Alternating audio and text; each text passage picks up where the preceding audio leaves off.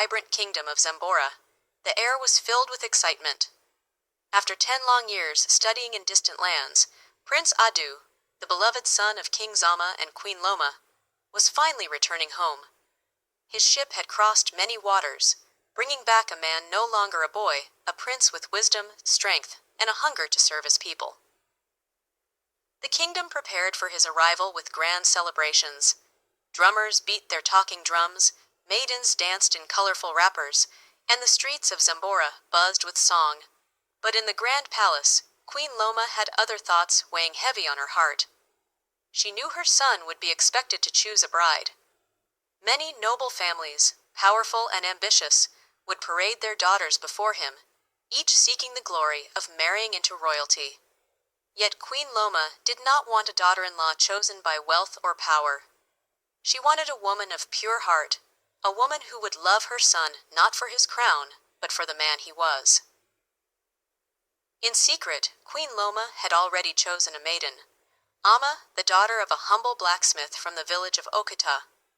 Amma was known throughout the land not just for her beauty, but for her kindness, humility, and wisdom beyond her years. Without telling her son, the queen summoned Amma to the palace, not as a princess, but as a servant in the royal gardens. The day of Adu's return was glorious. Dressed in flowing royal robes, the prince rode through the palace gates to the cheers of his people. He greeted the chiefs, the elders, and the council with respect. Yet, amid the celebration, he felt a strange emptiness, a longing for something more. Days passed. The feasts and dances continued. Princesses from neighboring kingdoms arrived, adorned with jewels and speaking sweet words. But Prince Adu felt no stirrings of the heart. He longed for something genuine, something real. One evening, as he sought solitude in the palace gardens, Adu heard a soft voice singing a song he remembered from his childhood, a song his late grandmother used to sing. Drawn to the melody, he followed the sound and found her, Amma, dressed in a simple wrapper, gathering blossoms with delicate fingers. Their eyes met. Amma quickly bowed, recognizing the prince, but Adu smiled warmly. "Tell me," he said, "why does a flower as lovely as you hide among the trees?" Amma blushed, but said nothing. She bowed and tried to slip away, but Adu found himself returning to the gardens again and again, finding excuses to speak with her. At first they talked about the flowers, the weather, the beauty of the stars. But soon their conversations deepened.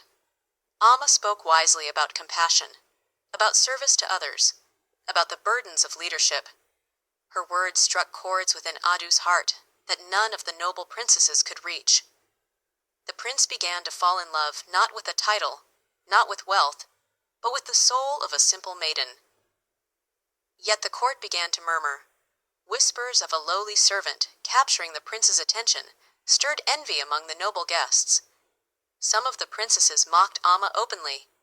Others plotted to have her banished from the palace, but Queen Loma, who watched everything from afar, protected Amma silently, smiling to herself, knowing her plan was working. One day, Adu went to his mother.